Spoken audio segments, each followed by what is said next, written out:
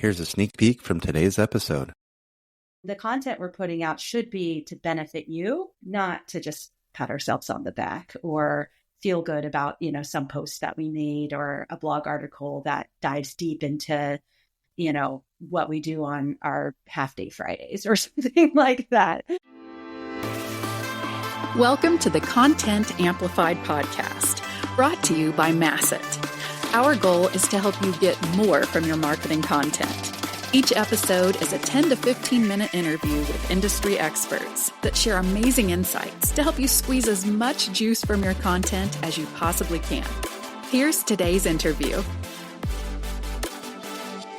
Welcome back to another episode of Content Amplified. Today I'm joined by Catherine. Catherine, welcome to the show. Thank you so much for having me. Yeah. Catherine, I'm excited. This is going to be a fun conversation. We were talking shortly before we recorded, and I started to get off on a tangent. I was like, wait, we need to start recording before we can do this. So I am really passionate. You're passionate about this. We're going to introduce some new terminology that you have and all sorts of great stuff. So it's going to be a good episode. But before we dive in, let's get to know you. Tell us about your career and work history. Yeah.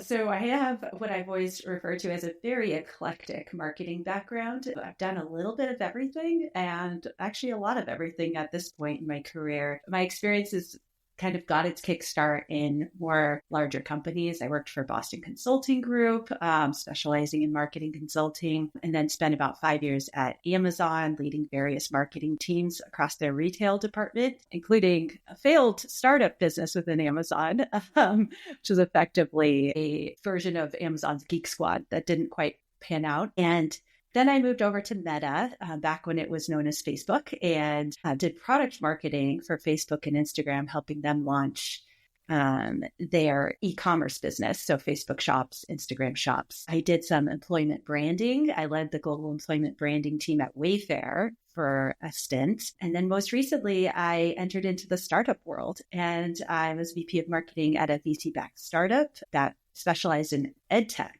So very different from the e-commerce side of the business. And in between there, I've sprinkled in a lot of marketing consulting for various companies, branding consulting, content marketing. I love it. Catherine, another question we love to ask all our guests. What do you love about content and marketing? I feel like everyone has a different answer. Would love to hear what you love about that space. So I'm a person who is very right and left brained, majored in economics and minored in English, for example. And so I love that content marketing is a blend of the creative and analytical.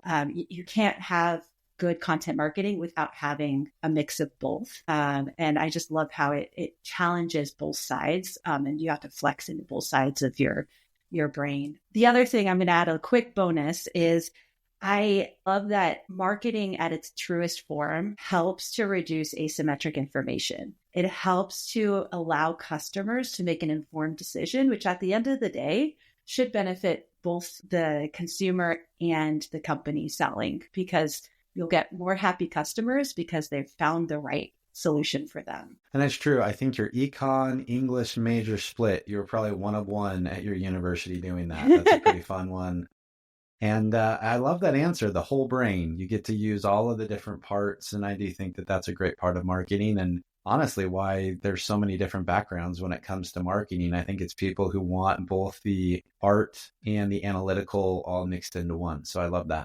Catherine, we were talking before about the subject for today, and you came up with this really cool term I've never heard anywhere else. And if you stole it from somewhere else, I'm going to give you full credit. It's documented. This is your term. But content narcissism.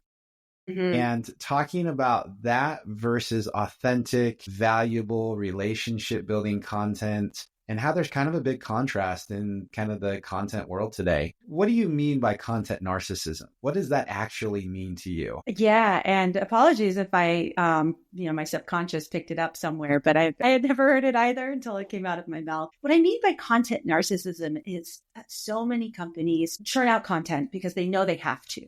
but the content that they put out is all about themselves. It's, we are so pleased to announce that we have done this amazing thing, or, here's our happy customers. Look at that. That's all, again, very focused on themselves. And in the process, they lose the customer. They lose the connection that they could make to a customer to say, this, we're here actually for you, not for us. And the content we're putting out should be to benefit you, not to just pat ourselves on the back or feel good about, some post that we made or a blog article that dives deep into, what we do on our half day Fridays or something like that. So that's what I mean when I say content narcissism is, just focusing so much on yourself and thinking that others will care to read about it. I love that. Yeah, I think it's a great term. And honestly, now that you've shared that term, I can see it. Like I can kind of pick it out. I know a lot of people say, oh, I can find ChatGPT written content in a second. I feel like I could probably pick out content narcissism a little bit quicker than I could AI content. I think it's Absolutely. really true. I actually thought about quizzing you a little and giving you, a couple snippets of some narcissistic content to see if you could even guess what category that company operates in based on the content they put out. But I didn't want to shame anyone. We have looked at some websites, and I'll be honest, after looking at their whole homepage, number one, I'm like, I have no idea what you do. But second of all, like it all is about you, and it's kind of fascinating. So I'm glad you didn't bring the quiz to the table. The power of editing, I may have cut it out anyway. So I think that's a good thing.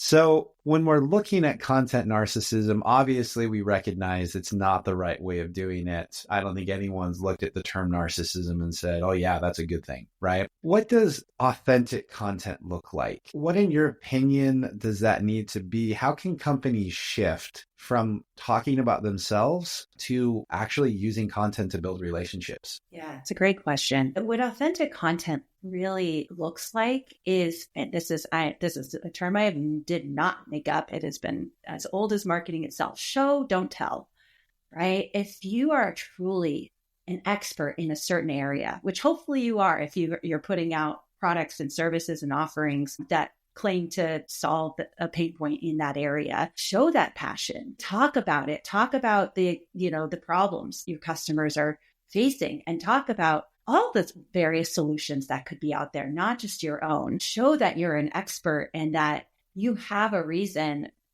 that you are putting content out there. And it's a value for people to consume your content in addition to potentially one day consuming your products and offerings. The vast majority of companies I've seen, they'll have to tell how expert they are. We're so honored to have won this award, or we're so honored to be recognized, or look at our most recent press release we wrote about a new product launch we just added. That's telling. If you show up regularly and talk about this area that you have built your company around, then you start to become that thought leader. You start to add value to people's days as they're scrolling through their LinkedIn feeds or they're perusing, Substack or something like that. And then you start to build an awareness, a brand awareness in the minds of your potential customers or your existing customers that you are the number one place they should go to if and when the time comes that they need a solution like yours. I love that. And the saying often goes that 95% of your market isn't actually in market at that moment. So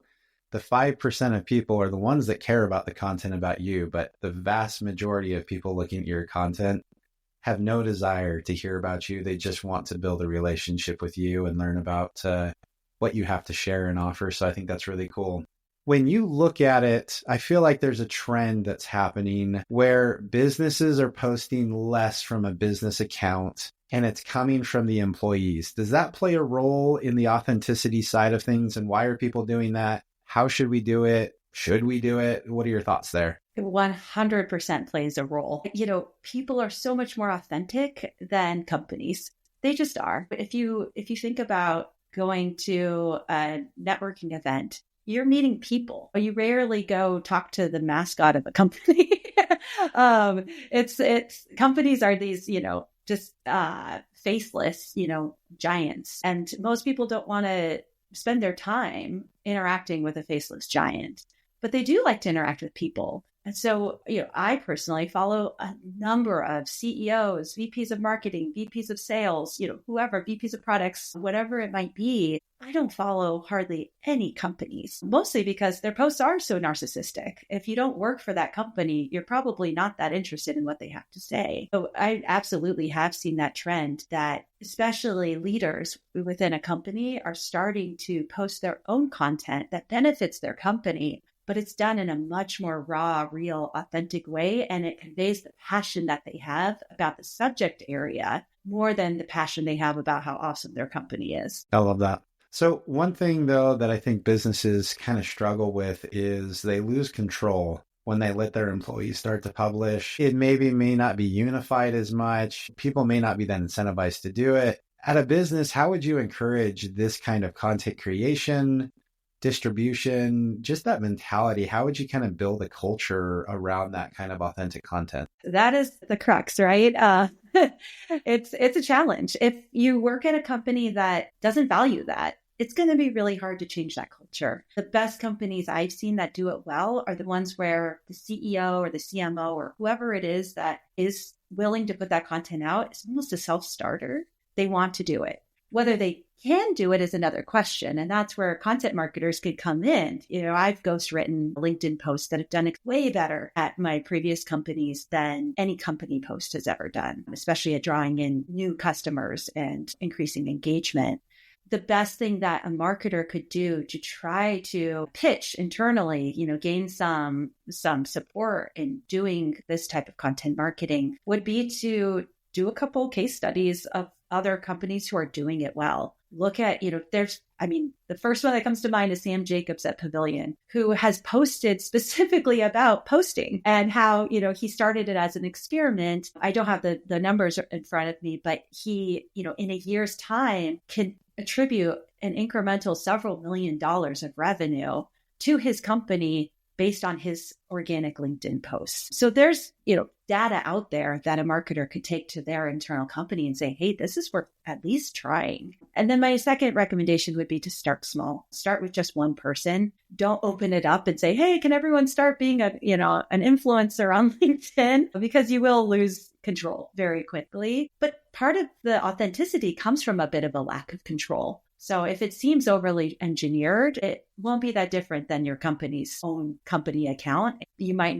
not get as many people engaged with your content if it does seem like it's just, the person's a puppet. Yeah, I love that. So we're running out of time. So one final question. You mentioned it when it comes to tracking. One of the main reasons I think that companies post so much about themselves is they have this weird desire, and marketing teams have this, where everything I do has to be trackable. Dollar in, dollar out, campaign to revenue, everything along those lines. Content that builds relationships and just adds value, really marketing to the 95% who may not be in market. One of the number one reasons people can't get buy-in is the lack of tracking. How do you address that? What do you track? Or do you just operate entirely off of faith when it comes to this idea of we're here to build a relationship? That's a great question, especially in this day and age. I think it's a struggle. The best advice that I have that's worked for me is to actually siphon off a part of your resources, budget, time,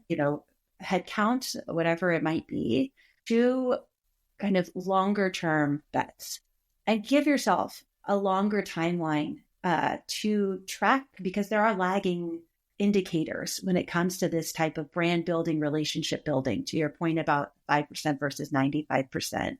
The best companies are cultivating that 95% rather than just trying to milk that 5%.